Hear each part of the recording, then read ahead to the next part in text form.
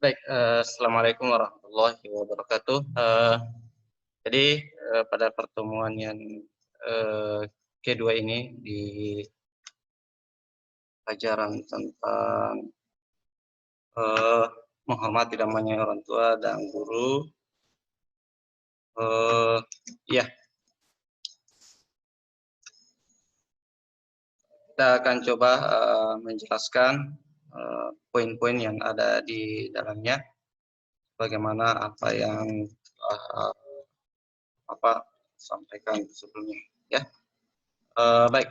Mohon disimak baik, dan jikalau sebentar ada pertanyaan silakan aku bertanya. Ya. Menghormati dan menyayangi orang tua dan guru di bagian kedua.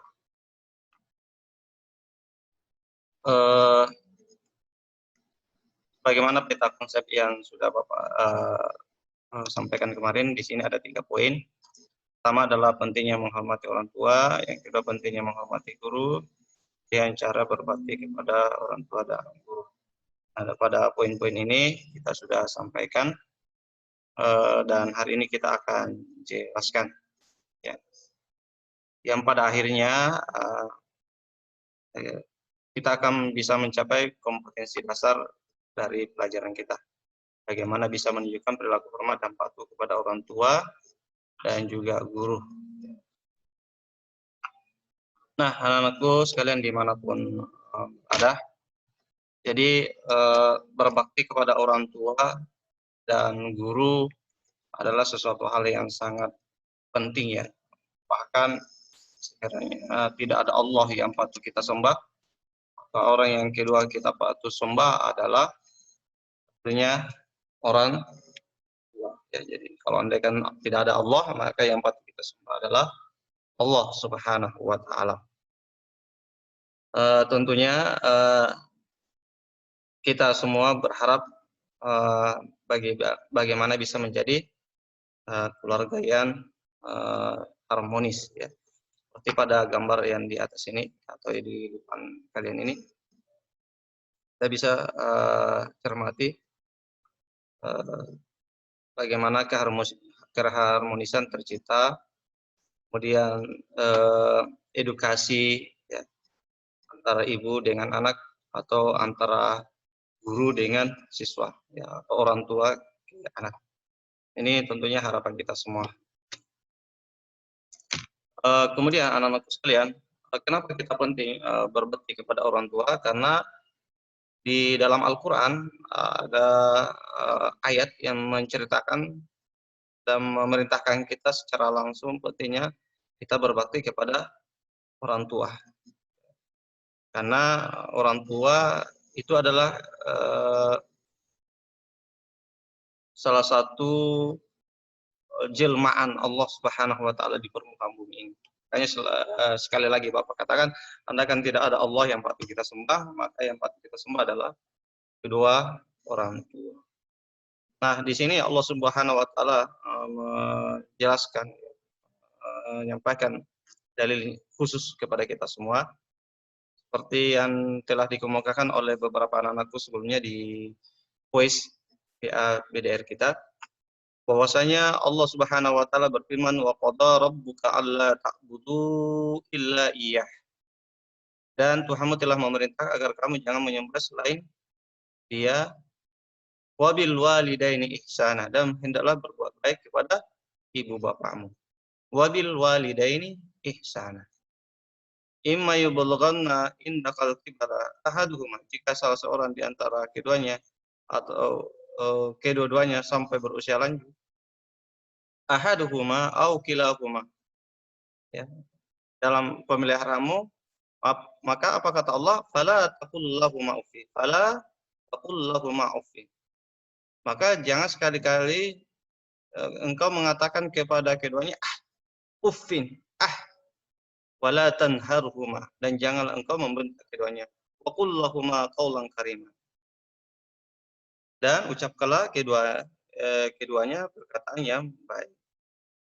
Nah, di sini Allah Subhanahu wa Ta'ala memberikan pesan kepada kita bahwasanya kepada kedua orang tua kita apalagi kalau mereka sudah berusia lanjut dan berada dalam pemeliharaan kita, maka ada dua penekanan Allah Subhanahu wa taala kepada kita semua yang perlu kita perhatikan.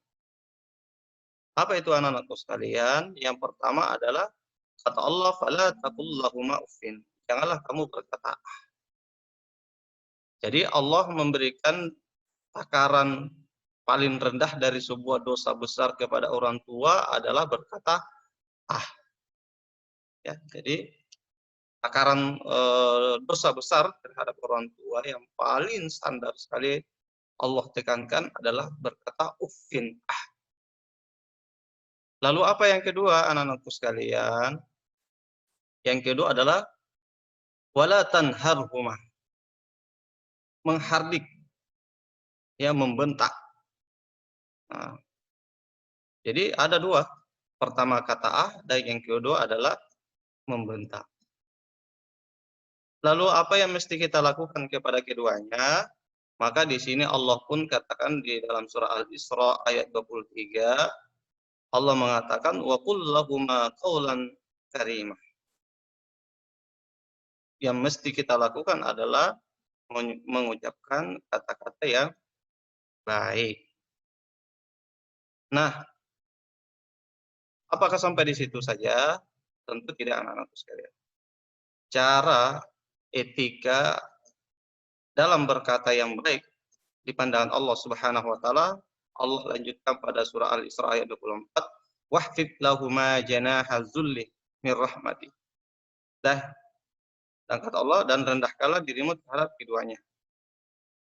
Dengan bagaimana? Penuh kasih sayang. Wa qur rabbi, dan ucapkanlah kata-kata yang penuh kesejukan. Jadi merendahkan suara kita. Jadi tensi nada kita jangan terlalu tinggi dari orang tua kita. Kita mesti lebih rendah, ya. Berkasih sayang, patuh. Ya. Kenapa kita mesti lakukan itu? Karena Allah katakan kama rabbayani shaghira. Karena orang tua kita pun dulu seperti itu. Maka cerminan balasan adalah bagaimana orang tua kita berkasih sayang kepada kita.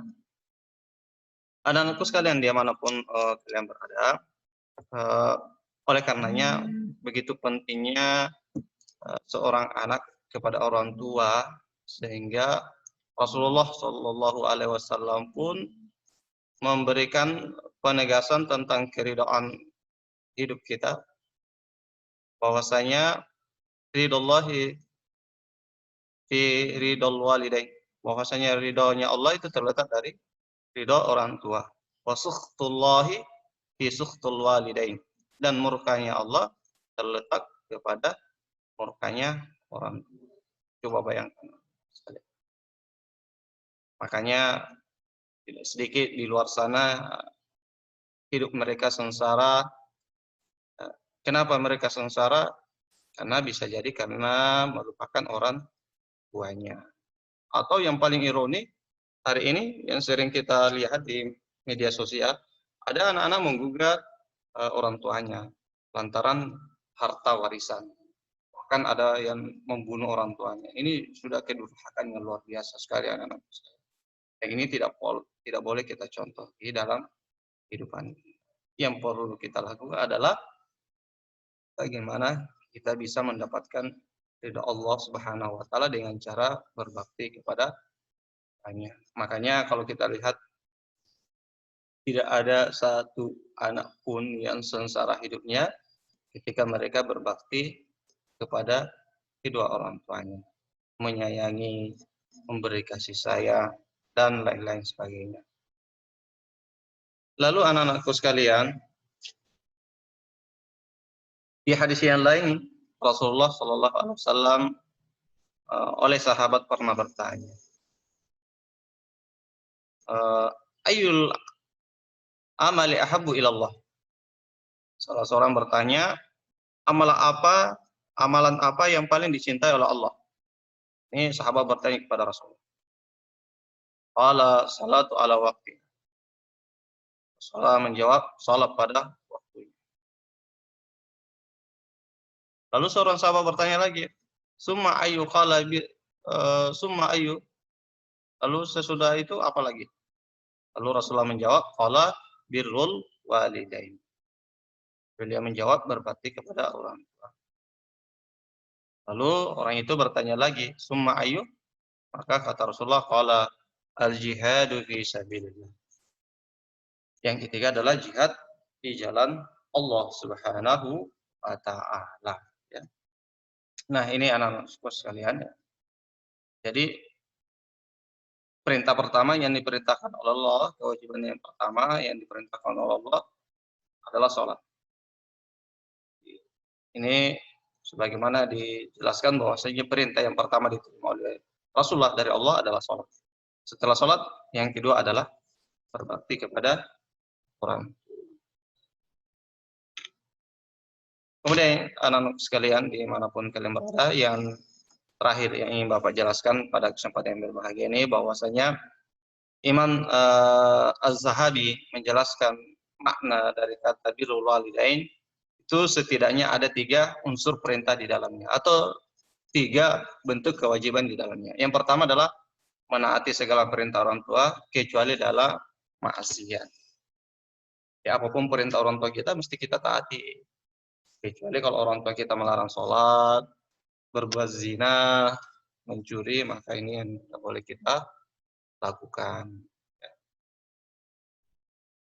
Kemudian yang kedua adalah menjaga amanah harta yang dititipkan orang tua atau diberikan oleh orang tua. Jadi kalau orang tua kita memberikan sebuah kepercayaan, maka kepercayaan itu dijaga. Contoh, mungkin di antara anak-anakku yang merantau, lalu orang tua kita mengatakan jaga sholatnya, ya.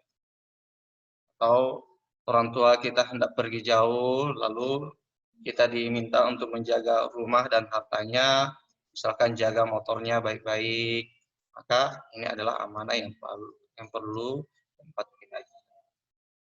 Kemudian yang ketiga adalah membantu atau menolong orang tua bila mereka membutuhkan. Nah, sebenarnya tanpa mereka berbicara pun mesti kita bantu. Atau mungkin di antara aku di room ini banyak perempuan, ya. Misalkan orang tuanya cuci piring, cuci baju, maka dia mesti diperintah langsung kita kerjakan. Karena kadang-kadang ada juga anak-anak orang tuanya memasak di dapur, orang tua kita saja yang memasak. Padahal kita bisa bantu. Orang tua kita mencuci piring, ternyata kita hanya melihat hasil lontong atau main HP talk saja. Ini tidak boleh, ya. Ataupun di antara aku banyak petani, orang tuanya, kalau misalkan bapak dulu pagi sampai siang sekolah, pulang sekolah itu langsung membantu orang tua ke kebun atau ke sawah. Nah, ini yang mesti kita lakukan sebagai anak kepada orang tua. Lalu apa hikmahnya anak-anak sekalian? Hikmahnya yang pertama, bahwasanya berbakti kepada orang tua merupakan amal yang paling utama. Ingat, amal yang paling utama. Kemudian yang kedua, apabila orang tua kita ridho atas apa yang kita perbuat, Allah pun ridho. Tapi ingat, yang dimaksud di sini adalah hal-hal yang baik dan hal-hal yang buruk. Dan sampai ada yang bertanya, jadi kalau misalkan saya pakai narkoba, Pak, apakah termasuk itu adalah sesuatu hal yang diridhoi oleh orang tua kita? Tentu tidak, ya. Karena tadi dikatakan yang maksiat itu yang tidak boleh kita ikuti. Dan yang ketiga, anak-anak sekalian, berbakti kepada orang tua dapat menghilangkan kesulitan yang sedang dialami. Kenapa? Karena ini bisa kita jadikan tawassul, ya, dengan amal sholat yang kita lakukan kepada orang tua kita. Ini bisa menjadi tawassul kepada Allah ketika kita mengalami kesulitan. Contoh ini pernah terjadi ya, ketika ada seorang anak yang rutin memberikan susu kepada ibu.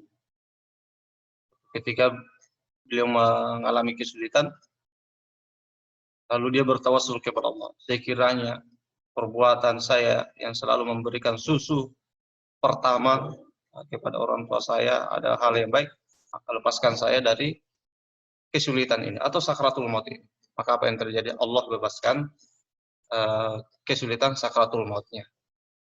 Sama anak-anakku punya sesuatu hal yang ingin dicapai, misalkan mau daftar tentara, polisi, dokter, minta ridho ya, dengan menjadikan tawasul kepada orang tua. Insya Allah akan istimewa. Ya. Kemudian yang keempat adalah berbakti kepada orang tua akan dibebaskan rezeki dan dipanjangkan. Ya. Nah ini rahasia ini ya, resep rahasia.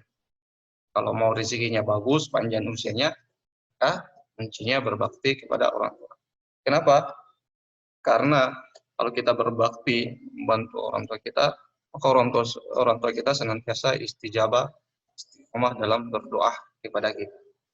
Gitu.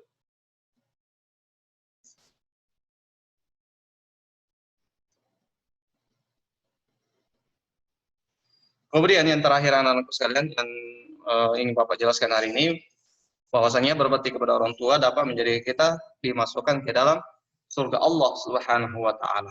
Begitu juga sebaliknya. Kalau kita berbakti kepada orang tua, maka Allah akan membukakan pintu surga. Makanya tidak sedikit kalau kita membaca sejarah-sejarah tentang sahabat Rasul, ketika hendak pergi berjihad, lalu Rasulullah mengatakan, "Tidak usah pergi berjihad ke medan perang." Kenapa? Karena orang tuamu rentah, orang tuamu sudah tua.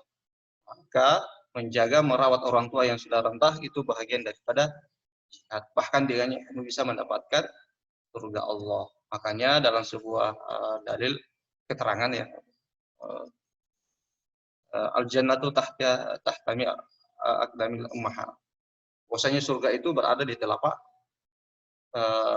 kaki ibu kita. Ternyata surga itu sangat dekat bagi kita sekalian, anak-anakku sekalian. Nggak usah mencari surga yang paling jauh. Ya. Orang pergi ke haji, ke tanah suci, haji, lalu melontarkan orang tuanya, sah-sah saja sebenarnya. Tetapi ketika ada orang tua kita yang renta, lebih membutuhkan diri kita, maka itu jauh lebih utama daripada kita mesti haji atau umrah. Ya. Ada orang bersedekah ke sana ke sini, tetapi ternyata orang tuanya melarang.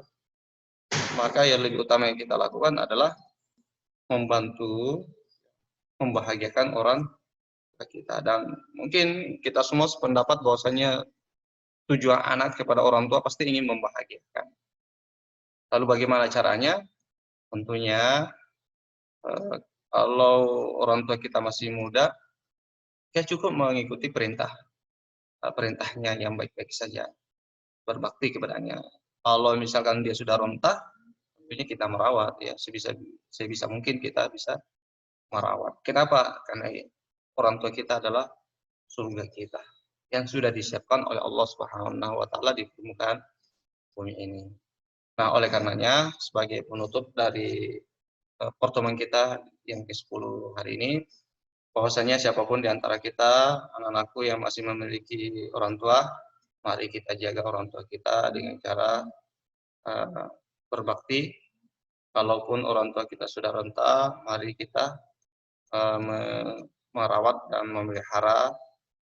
Semoga dengan apa yang kita lakukan kepadanya mendapatkan pahala di sisi Allah Subhanahu wa taala. Dengan pertama, Allah senantiasa memberikan ladang rezeki kepada kita, dan yang kedua, Allah Subhanahu wa taala memanjangkan umur kita. Dan yang paling utama lagi, mudah-mudahan dengan bakti kita kepada orang tua, Allah Subhanahu wa taala membukakan pintu surga untuk kita semua. Mudah-mudahan anak-anak sekalian bermanfaat dan belajar semangat. Assalamualaikum warahmatullahi wabarakatuh.